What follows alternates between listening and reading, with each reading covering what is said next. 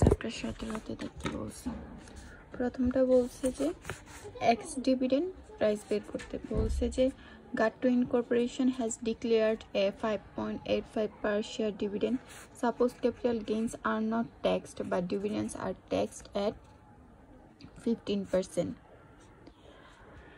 New IRS regulations requires that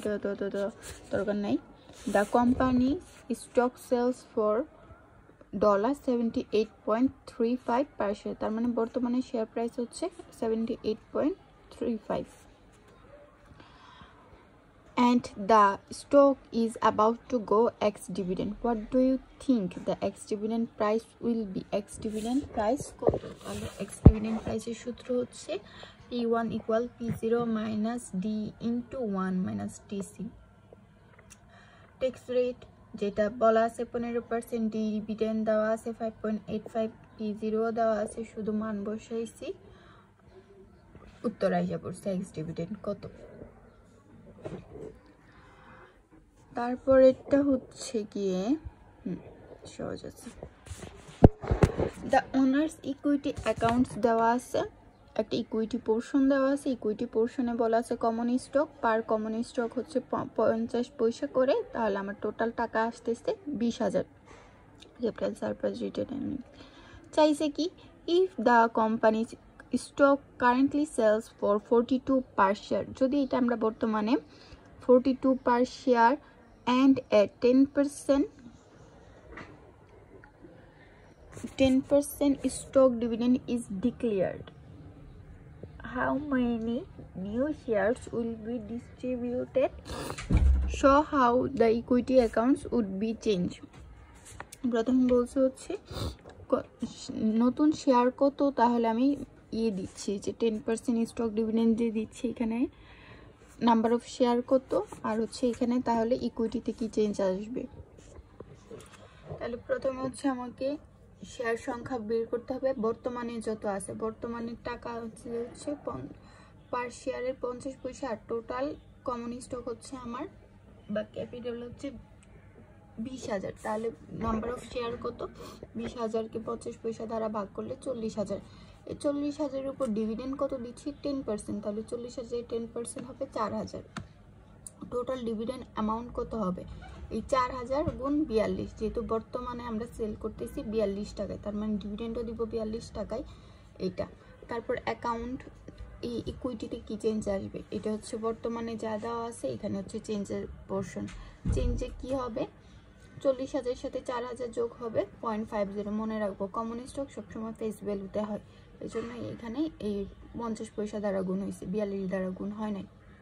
capital surplus, এইটা capital surplus আমরা বের করতে পারি হচ্ছে 4,000, এটা হচ্ছে শেয়ার অধিহারের মতো, হ্যাঁ, যে হচ্ছে শেয়ার অধিহারে আমরা কি করি যে আমরা কত বেশিতে সেল করি, আমার বর্তমানে এত, আমি সেল করতেছি এত, তাহলে আমি কত বেশিতে সেল করতেছি, এটা ডিফারেন্স, এটা ডিফারেন্সকে ডিভিডেন্ডের টাকাটা দিয়ে, ডিভিডেন্ডের পোর্শনটা দিয়ে গুণ করব, তাহলে আসে 1,66,000, তাহলে ক্যাপিটাল সারপ্লাস হচ্ছে 2,10,000 যোগ 1,66,000। রিটেন আর্নিংসে কি যাবে, রিটেন আর্নিংসে হচ্ছে ডিভিডেন্ডের পোর্শনটা বাদ যায়, তাই না, কারণ ডিভিডেন্ড পে করার ফলে আমার সঞ্চিত তহবিল থেকে কমে যায়, তাহলে ডিভিডেন্ড অ্যামাউন্ট কত 1,68,000, না একটা শূন্য বেশি দিছে, তাহলে রিটেন আর্নিংস যা আছে তা থেকে ডিভিডেন্ডের পোর্শনটা বাদ দিলেই আমার কাজ হয়ে যাচ্ছে এখানে। তারপর বলছে যদি 10% না দিয়ে 25% দেই তাহলে কি হবে, তাহলে সেমই, এই যে এখানে বলছে যদি ডিক্লেয়ার 25% স্টক ডিভিডেন্ড দিই, তাহলে 40,000-এর প্রথমে হচ্ছে 25% করতে হবে, 40,000-এর 25% করলে 10,000, টোটাল ডিভিডেন্ড অ্যামাউন্ট 10,000 গুণ 42, নিউ ক্যাপিটাল সারপ্লাস 10,000 গুণ 42.-50, তারপরে এইখানে 40,000-এর সাথে 10,000 শেয়ার আসবে, এখানে ক্যাপিটাল সারপ্লাস হচ্ছে আমরা এখানে যেভাবে বের করছি, রিটেন আর্নিংস থেকে ডিভিডেন্ডের পোর্শনটা বাদ দিব, শেষ। বলতেছে সিতে বলতেছি যে প্রবলেম 2 ধরেই, the company declares a 4-for-1 stock split, how many shares are outstanding, what is the new par value share. যদি একটা শেয়ার ভেঙে 4টা শেয়ারে রূপান্তরিত হয় তাহলে কি হবে, তাহলে আমার নাম্বার অফ শেয়ার বাড়বে, নাম্বার অফ শেয়ার বাড়লে হচ্ছে পার প্রাইস কমবে, তাহলে নাম্বার অফ শেয়ার বাড়লে এটাকে 4/1 দ্বারা গুণ করবো, যেহেতু বাড়বে বাড়ার পোর্শনটাকে আমরা লবে রাখবো।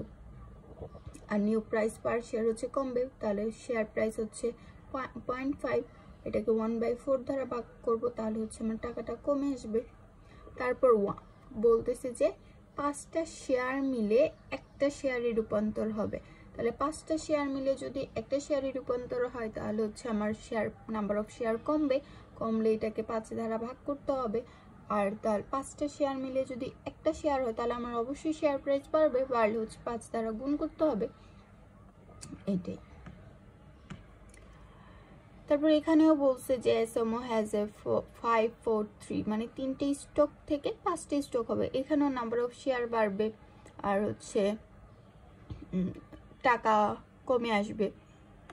তাহলে একবার বলছে 15% স্টক ডিভিডেন্ড, 42.5% স্টক ডিভিডেন্ড, 60টা শেয়ার মিলে 4টা শেয়ারে রূপান্তর হবে। তাহলে এখানে কি কি হতে পারে, এখানে শুধু টাকার পার প্রাইস বের করছে, তারপর হচ্ছে শেয়ার বের করছে। যদি আমার 3টা শেয়ার ভেঙে 5টা শেয়ার হয়, আমরা কি বুঝতেছি যে হচ্ছে আমাদের প্রাইস কমলে হচ্ছে আমরা এটাকে 83 টাকা যদি আমার পার শেয়ার প্রাইস হয় তাহলে এটাকে 83 দ্বারা ভাগ করব, 5 দ্বারা 3 দ্বারা গুণ করব, কমে আসবে। 15% স্টক ডিভিডেন্ড, 15% হলে এই 83কে 100/115 দ্বারা ভাগ করতে হয়। আমরা জানি যদি এটার ভিতরে থাকে এরকম 15%ই আমি দেই, তখন 100/100 যোগ ওই পার্সেন্টেজটা বসে, এই জন্য আমরা 1/1.15 ওইভাবে লিখতে পারি। 100কে থেকে 2টা শূন্য বাদ, ওই নিচের 100 থেকে 2টা শূন্য বাদ, মানে এভাবে লেখা যায়। এটা হচ্ছে এভাবে আসলো। তারপর যদি এখানে 42.5 হয় তাহলে এটাও সেম, 1.425 আর 1 দ্বারা ভাগ হবে। তারপর হচ্ছে 7টা শেয়ার মিলে 4টা শেয়ারে রূপান্তর হয়েছে, তার মানে কি হবে, শেয়ার প্রাইস বাড়বে, বাড়লে 4 দ্বারা গুণ হবে, 7 দ্বারা ভাগ হবে।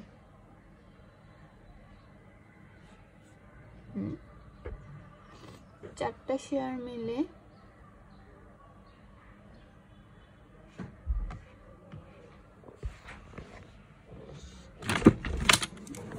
83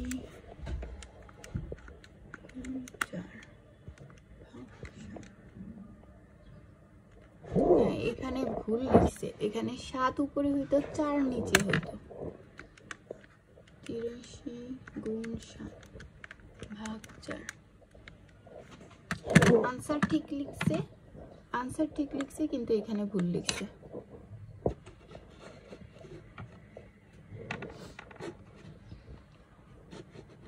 তারপর হচ্ছে এতে 543 স্টকে, তার মানে হচ্ছে 3টা শেয়ার ভেঙে যদি 5টা শেয়ার হয় নাম্বার অফ শেয়ারও বাড়বে।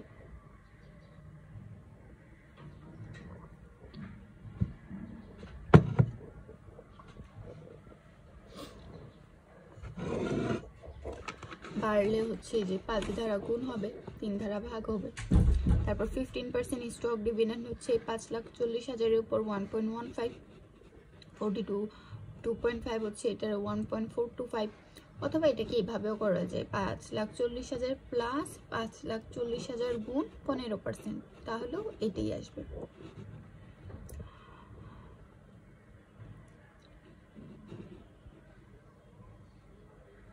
তারপর হচ্ছে 447, তার মানে 7টা শেয়ার ভেঙে 4টা শেয়ারে রূপান্তর হবে, তাহলে আমার কমলে এখানে 4/7 হবে, ঠিক আছে। তারপর প্রবলেম 5-এ কি বলছে,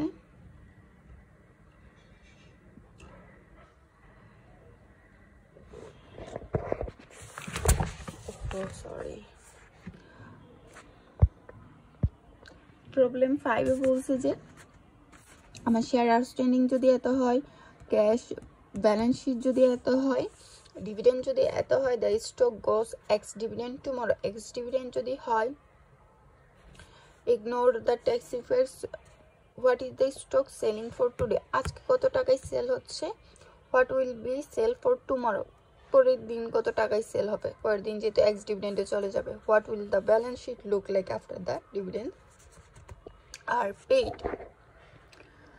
তাহলে প্রথমে হচ্ছে আমাদেরকে বর্তমান শেয়ার বের করতে হবে। বর্তমান শেয়ার বের করতে হবে আমার ইকুইটি কত, ইকুইটি হচ্ছে 4,04,300।